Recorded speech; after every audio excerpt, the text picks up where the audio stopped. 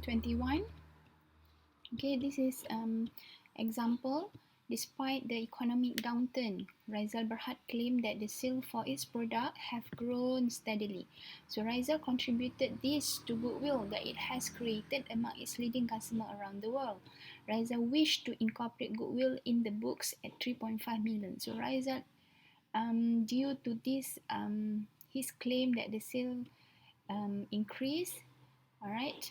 So they estimate, Rizal estimate that the goodwill is 3.5 million. So can you recognize that? So the accounting treatment, okay, MFRS 138 prohibit the recognition of internally generated goodwill as an asset. This is your answer if let's say the question asks on goodwill. And why does it prohibit? Because it does not identifiable resource controlled by the entity and it cannot be measured reliably at cost. Okay, other example of internally generated IA would be brand, masthead, publishing title, customer list. Okay, so all these internally generated IA cannot be recognized under MFRS 138 and must be expensed off into SOPL. This is the main reason. Okay, the main reason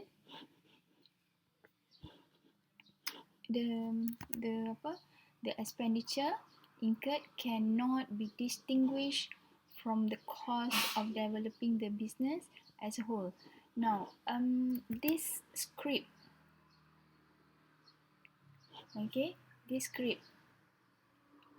sentence, all right, is the one that you are going to use to give the reason why you should not capitalize the internally generated IA, all right, because the expenditure incurred cannot be distinguished from the cost of running the business as a whole.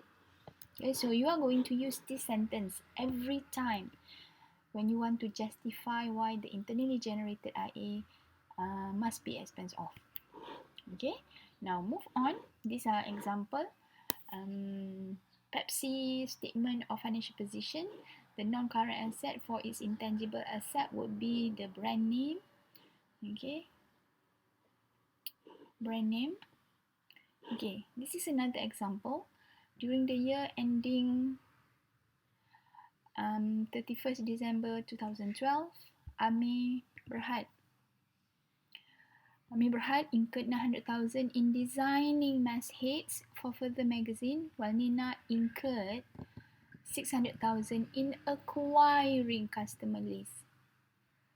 Both companies estimated their useful lives to be 10 years. So there is two IA here, masthead, okay, and customer list. Alright.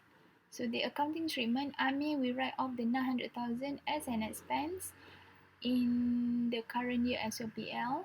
Okay, the expenditure on internally generated asset cannot be distinguished from the cost of developing the business as a whole.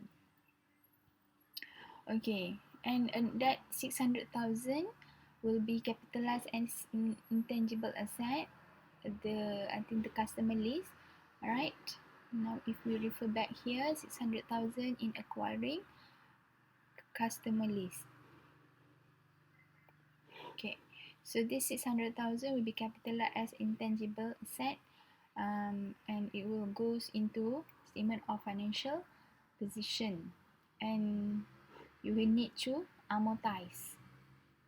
Okay, the IA, just the concept of PPE, you need to depreciate. So intangible asset, you need to amortize. Okay, how you calculate the amortization would be similar with how you calculate the depreciation, which is you have to divide it with the useful life.